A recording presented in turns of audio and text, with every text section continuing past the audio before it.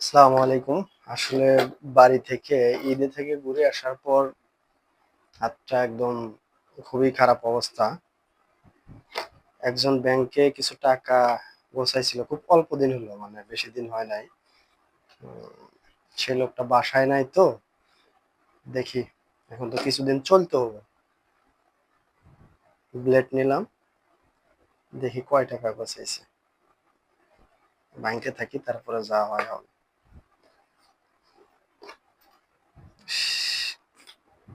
শখের ব্যাংক, দিলাম কাইটা। এতো নিজে চলতে হবো, তারপরে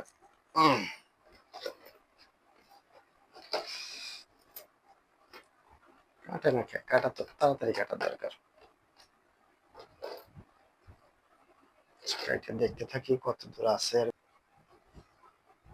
আসলে এই ব্যাংকটা ভাঙ্গে আমার এই ব্যাংকের দামও উঠলো না। ব্যাংক থেকে বাইরে হচ্ছে মাত্র কত, 560 টাকা।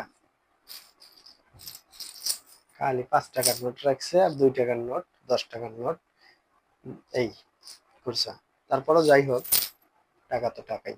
ধন্যবাদ।